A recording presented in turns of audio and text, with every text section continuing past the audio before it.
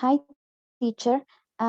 We are Alexandra Miranda, Valeria Moreira, Paul Vintimilla, and Monique. And today we're going to present the conceptual framework.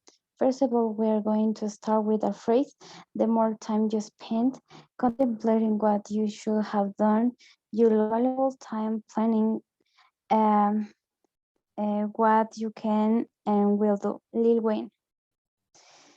I think we need to start with the definition of planning. According to Hanno Hansen, planning is the formal process of making decisions for the future of individuals and organizations. He also said that planning involved aims and objectives, selecting to correct strategies and programs to achieve the aims, also determine and allocating the resources required and ensuring that plans are communicated to all concerned. According to George Terry, planning is the continuous process of preparing a set of decisions that benefit education. Planning is the selecting and relating of facts and the making and using assumptions regarding the future in the visualization and formulation of proposed activities believed necessary to achieve desired results. Um, According to Conyers and Hills, they say that planning is choosing ways to use resources to accomplish a goal. We can mention some styles, for example, disjointing, incrementation, and rational comprehensive planning. Disjointing implementation is somewhat similar to rational integrating planning. This method does not require much information because it concretes on the consequences of a limited change. But in the other hand, rational comprehensive planning takes so much time to prepare and is based on decision making and considering alternative presented, also identifying and evaluating um, proposed objectives.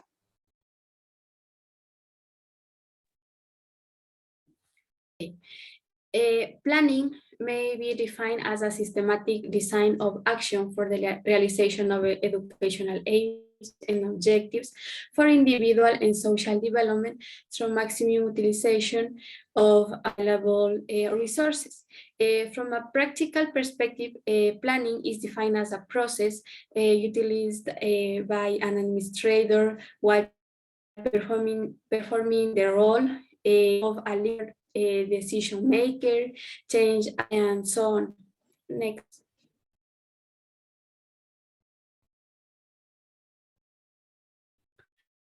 Okay, types of planning. There are two basic kinds of planning, strategic and operational.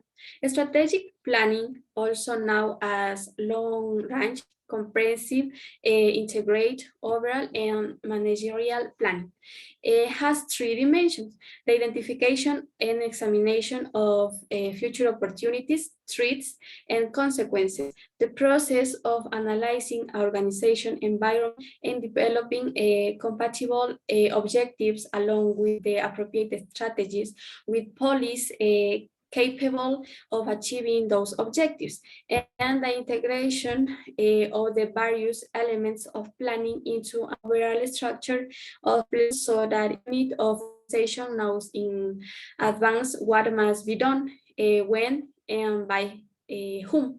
Operational planning, also known as divisional planning, is concerned with the implementation of the larger goals and strategies that have been determined by strategic planning. It is also concerned with improving current operations and with the allocations of resources through the operating budget.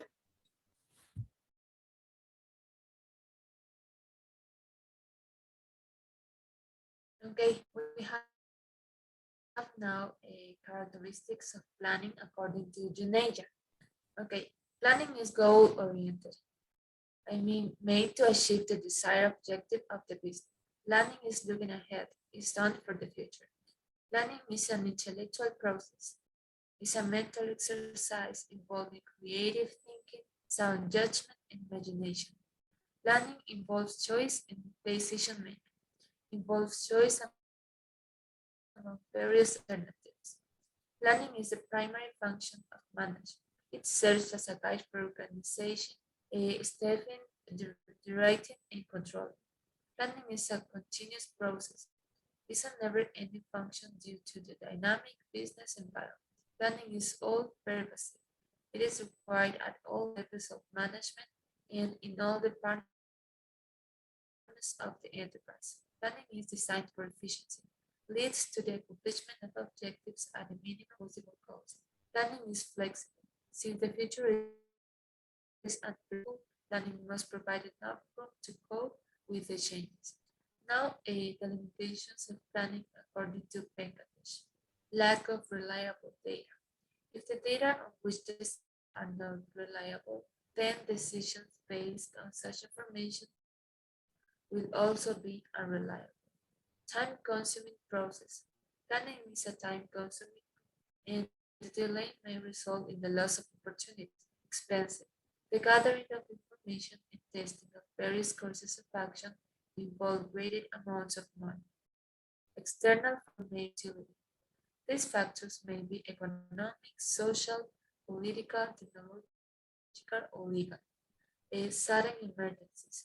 These situations may not be anticipated. In case emergencies are anticipated or they have regularity in occurrence, then planning should be undertaken for emergencies too. And finally, the resistance to change. The passive outlook on new ideas becomes a limitation to plan.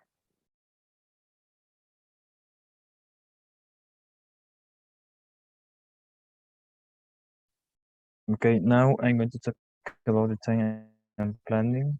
Regarding the consideration of time is very important. It's so relevant that is considered by several analysts as the most important factor or key to planning process.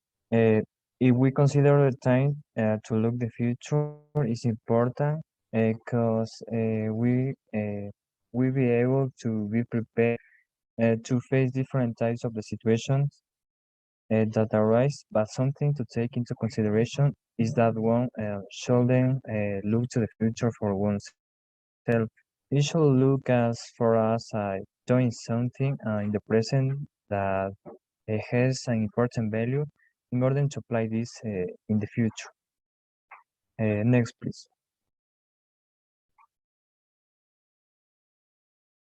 Okay, we have two important classifications of the time within planning. One of them is short-term, and the second is the long-term. They are which are the indicators of how we are going to spend the planning time. The short term can be understood as a near future which current actions must be taken into account. The difference is that in the case of the long term, the same actions will not be concrete, but they can be predicted. So it is important to take the time and consideration for to develop the success and the plan. Thank you.